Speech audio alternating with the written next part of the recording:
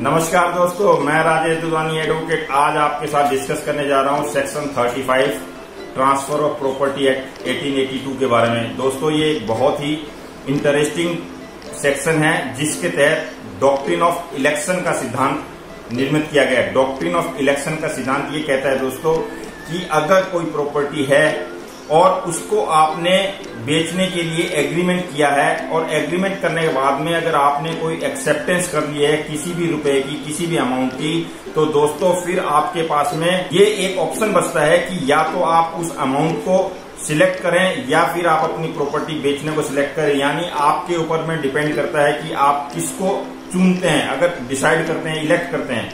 यहीं पे doctrine of election का सिद्धांत लागू होता है। दोस्तों, अगर आपने सपोजिटली किसी एक ट्रांजैक्शन को चुन लिया है तो आपको, अगर एक ट्रांजैक्शन आपने चुन लिया है तो फिर उस पूरी ट्रांजैक्शन को आपको कंप्लीट करना होगा। तो डॉक्ट्रिन ऑफ इलेक्शन का जो सिद्धांत है दोस्तों, मैं एक उदाहरण के द्वारा आपको समझाना चाहूंगा। सपोजिटली ए ने एक प्रॉपर्टी का सौदा किया है जो प्रॉपर्टी बी की है, लेकिन वो बेचना चाह रहा है सी को, और ए जो है प्रॉपर्टी के 50 लाख रुपए बी को देता है। ये बात को कहते हुए कि आपको अपना जो मकान है वो सी को देना पड़ेगा। तो दोस्तों, इस समय यहाँ पे बी के ऊपर में डॉक्ट्रिन ऑफ इलेक्शन का सिद्धांत लागू होता है। यानी बी जो है वो ये चीज की चुनाव करेगा कि वो 50 लाख रुपए एक्सेप्ट करे या ना करे और अपनी प्रॉपर्टी सी को ट्रांसफर करे या ना करे। अगर दोस्तों उस बी ने ये सिद्धांत अपना लिया कि उसने 50 लाख रुपए एक्सेप्ट कर रहे हैं, तो दोस्तों ऑटोमेटिकली जो उसकी मकान है उसको सी को ट्रांसफर करना पड़ेगा। यानी वहां पर वो ये नहीं चुनाव कर सकता कि सिर्फ 50 लाख रुपए तो ले ले लेकिन अपना जो फ्लैट है या जो प्लॉट है वो सी को ट्रांसफर ना करे। तो इस तरह से डॉक्ट्रिन ऑफ इलेक्शन के सिद्धांत में प्रॉपर्टी इमूवेबल होनी चाहिए, कंसिडरेशन होना चाहिए और तीन पार्टी। और सबसे बड़ा इसमें सिद्धांत दोस्तों एक ये भी है कि जैसे ट्रांसफर ऑफ प्रॉपर्टी के केस में जनरली ये देखा जाता है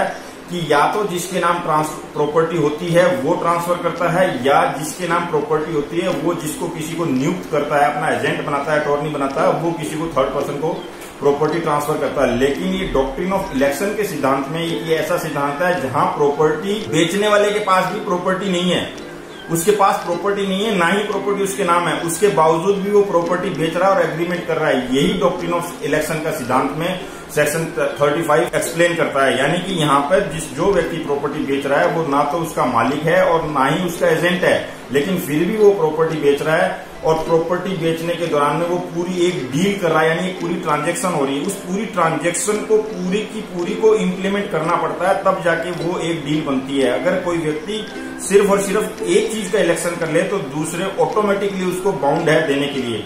इसमें दोस्तों एक प्रिजम्पशन का सिद्धांत भी है। प्रिजम्पशन का सिद्धांत ये है कि मान लीजिए ए ने बी को 50 लाख रुपए दे दिए अपना बी का जो प्लॉट या फ्लैट है वो सी को ट्रांसफर करने के लिए।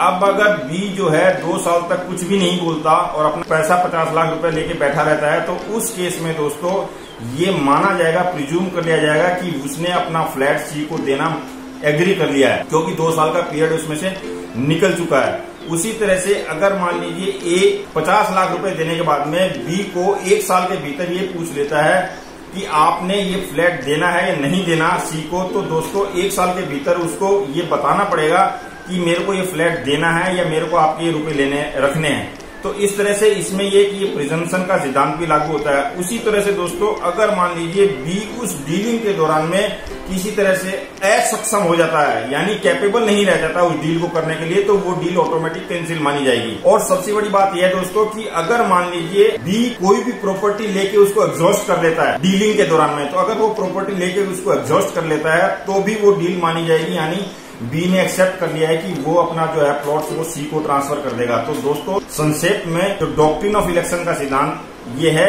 कि कोई भी व्यक्ति अगर 2 उसके पास ऑप्शन है और उसमें से एक ऑप्शन चुनता है तो वो डॉक्ट्रिन ऑफ इलेक्शन का सिद्धांत के अंतर्गत आता है, और जब वो डॉक्ट्रिन ऑफ इलेक्शन के सिद्धांत में आता है तो उसको ये कंपल्सरीली जो सेकंड उसकी जो इवेंट है उसको भी कंप्लीट करना मस्ट होता है। तो इस तरह से दोस्तों ये था डॉक्ट्रिन ऑफ इलेक्शन के सिद्धांत के बारे में एक संक्षिप्त विवरण। अगले वीडियो में फिर किसी नए टॉपिक के साथ मिलेंगे, तब तक के लिए नमस्कार, धन्यवाद।